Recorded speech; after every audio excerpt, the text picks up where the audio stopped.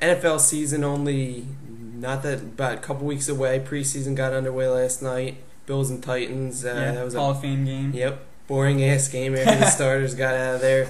T.O. only had like 2 catches, so we're looking forward to the regular season. But a lot of rookies are not signed. 5 first rounders anyway. Yeah, a lot of guys aren't really signed, and there's 5 on left. We're just gonna run through real quick and talk about what we think is gonna happen going forward towards the season.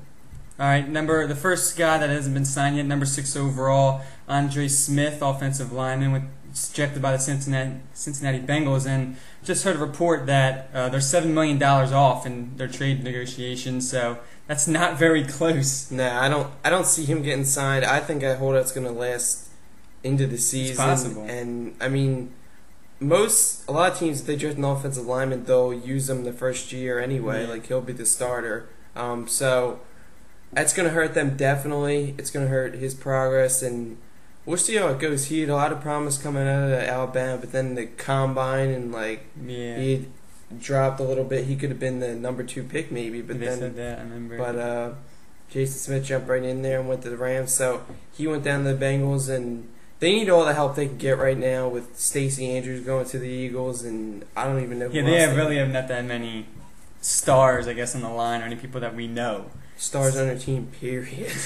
But definitely on the line. So they could use very help. Good. So yeah, definitely they need all the help they can get, and getting him into camp as quick as possible would be best for them. But it doesn't look like there's an end in sight, so yeah. We'll see what happens there. We're going to move on to the 8th overall pick, Eugene Monroe, drafted by Jacksonville, another offensive lineman, and they're not very close to talking either.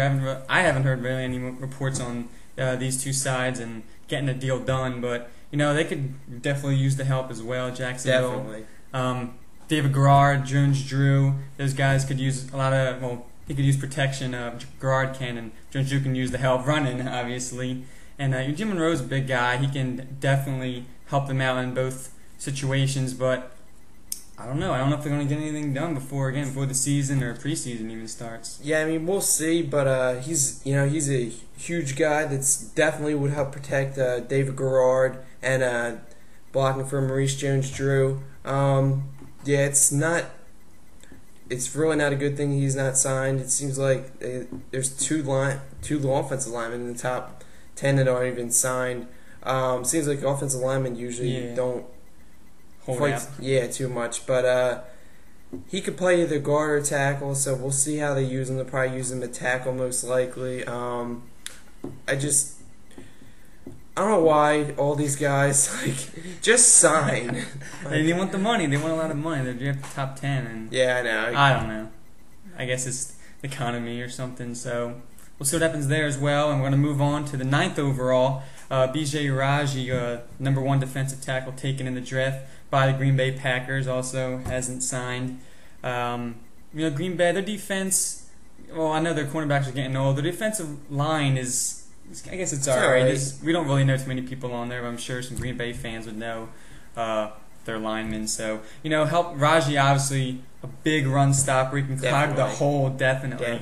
And, if they can get him in some practices before the start of the season, he could definitely help out their defense and their rushing defense. Yeah, I mean, he's a huge interior lineman. They play the 3-4. I think they switched Aaron Campman to linebacker. They drafted Clay Matthews as well. He signed.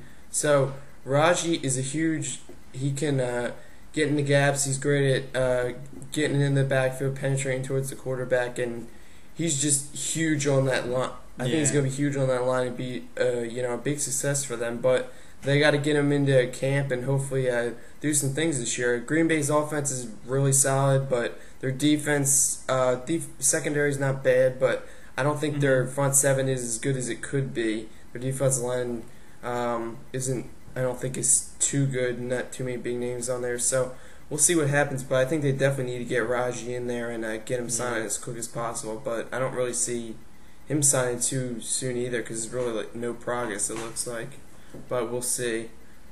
And we're going to move on. We're going to go to the 11th overall, Aaron Maven, drafted by Buffalo, played last night without him, obviously, and Buffalo, their defensive line as well. I didn't watch any of the game last night. so I'm not sure how their defensive line or defensive period looks. But I guess they could they use the help? I don't know. I didn't watch any of the game, but I guess they could use them because I can't. Can't think at first they were stopping the run, but then it seemed like kind of tailed off. But I think that was when the second string guys were in there. But they definitely need his help at linebacker. They already got Paul Posluszny, he's pretty solid. Kawika Mitchell, so they could definitely use him. Whether they're going to use it linebacker, or defensive end, who knows? They'll probably use him at the defensive end with. They have Aaron Schobel. He can definitely help him out. He's an undersized guy. I don't think he wasn't going to be a starter this year, but he could definitely get in the rotation and help the Bills out going forward and maybe solidify that defense because the offense is pretty stacked right now. So they definitely could use some help with their defense, and I think it would be a big pickup if they could get to sign him. But looks like there's no end in sight for that one either. Yeah, these teams just gotta do what they can. Sometimes you gotta give in, but I know these teams really don't want to give in and pay more money for these guys that are basically they're unproven in the NFL. Yeah. So, and another guy that we're going to talk about right now, Michael Crabtree, has a sign with San Francisco, and reports that he might go back to the draft in 2010 if he can't get a deal that he likes. And if you're San Francisco, you don't have a good quarterback. Your receivers aren't that good as well. And Crabtree could I think he could come in and he could be a star for them if they can get a quarterback that can make good throws. But I don't know if that'll happen with Sean Hill and Alex Smith as their quarterbacks. Yeah. Well, it seems like every year the quarterback carousel goes around San Francisco and they never want to get any better. I don't know why, but they seem to forget that Alex Smith sucks.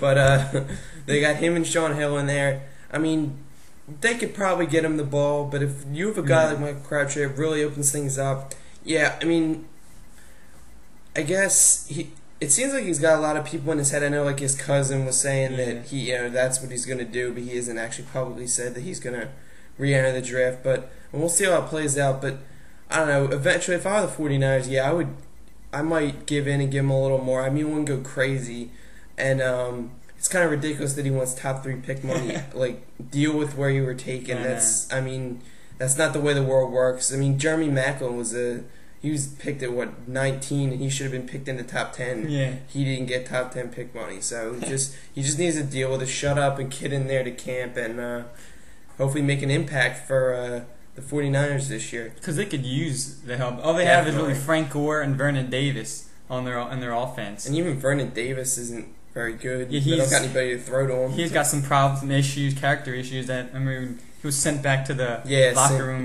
Singletary, not really seeing eye to eye. So Frank Gore's really the only playmaker that they have on their team right now. They need somebody else to come. Yeah, and I mean their defense is solid. Patrick Willis is obviously probably the best linebacker in football. Nate Clements, Walt Harris is still capable corner. So they really would benefit from getting Crabtree in there, and then maybe next year they could get a quarterback. Yeah. Sign somebody or draft whatever. Maybe. But I don't know. They got to get this guy in there because I think he's going to be a stud in this league, and that'd be just. I'd like to see him go to a team like San Francisco that definitely needs some help. All right, so we're really going to quick talk about a couple guys that were just signed not that long ago, a couple days ago maybe. Aaron Curry, obviously, I think was number 3 overall to Seattle. He signed with Seattle, which is obviously big for them and their defense. They have some playmakers, and he could definitely help them out. He should be. He should step in and claim the starting job right away in their defense. Definitely, I think could see him. I mean, I don't think he's going to have a Patrick Willis type year like he had his rookie season, but I could see him having 70, 80 tackles, being a real productive guy, maybe up for rookie of the year. Could. So he has a lot of promise coming out of Wake Forest, did really well, good in college, and that's why he was such a high pick. So I think that he could definitely have a good year.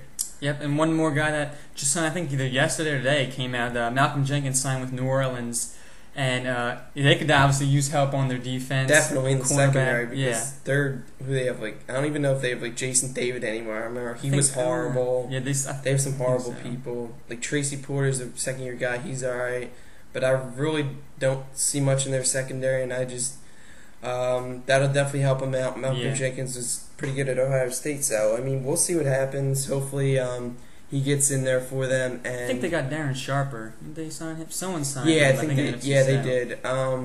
Yeah, he'll definitely help him out, and then if Jenkins can, go through and keep and play like he did at Ohio State, hopefully they. It's tough with a rookie cornerback. I think. Yeah, It's definitely. gonna be tough, but they're probably gonna. I think they're gonna put him in. Maybe I don't know if week 1, but they gotta put him in. I don't think he'll be a start. Obviously, he won't be a starter, but I think he'll get some playing time. Maybe. Hopefully, if he can get in there and learn the playbook real quick. But I guess hopefully for you hope he's a bust. Yeah, definitely.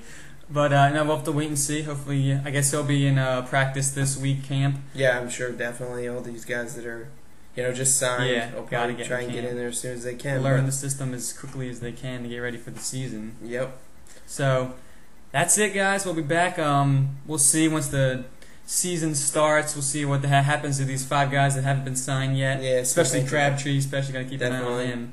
So thanks for watching, guys. We'll be back. Peace out.